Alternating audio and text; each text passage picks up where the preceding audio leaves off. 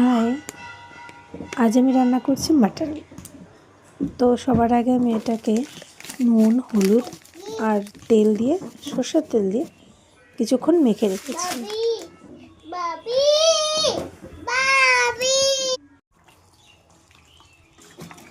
এটাকে খুব সুন্দর করে মেখে কিছুক্ষণ রেখে দেবো। এবার মশলার জন্য আমি নিয়েছি রসুন, পেঁয়াজ, টমেটো, আদা আর কিছুটা চুই ঝাল। তারপরে আলুগুলোকে সুন্দর করে লাল করে ভেজে নেব। আর তারপরে আমি দিয়ে দেবো কিছু ফোড়ন। এখন আমি কিছুটা ফোড়ন নিয়েছি এখানে। এবার তেলের উপরে আমি সবটা ভালো করে একটু লাল লাল করে এবার আমি পেঁয়াজ কুচিগুলো দিয়ে দিলাম। তো পেঁয়াজ কুচিগুলো একটু নেড়ে চেড়ে তারপরে আমি দিচ্ছি এখানে বাটা আছে আদা আর রসুন। আমি শিলে বেটেছি এটা।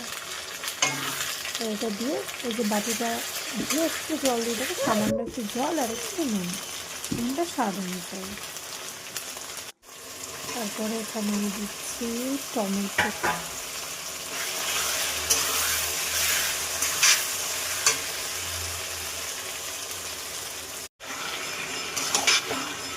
আমি মাটনটা দিয়ে দিয়েছি। এই মাটনটা দিয়ে একটু ভালোভাবে নেড়ে চেড়ে কিছুক্ষণ হতে দেবো মটন। দেখো আমি এখানে একটু লঙ্কার গুঁড়ো দিয়েছি। তো ঝাল অনুযায়ী দিতে হবে, যেহেতু আমরা একটু ঝাল খেতে পছন্দ করি, একটু ঝাল ঝাল করেছি। এবারটা ভালো করে নেড়ে চেড়ে রাখতে হবে, আস্তে আস্তে হবে। তো ওটা জলটা কমে গেছে, জলটা ছেড়ে তেলটা বেরিয়েছে। তো এটা ভালো, তাও এটা আরেকটু সময় এটা কষাবো, এটা সুন্দর করে কষিয়ে নেব। আর খেয়াল রাখতে হবে যাতে নিচে লেগে না যায়। দেখো দেখতে কত সুন্দর লাগছে।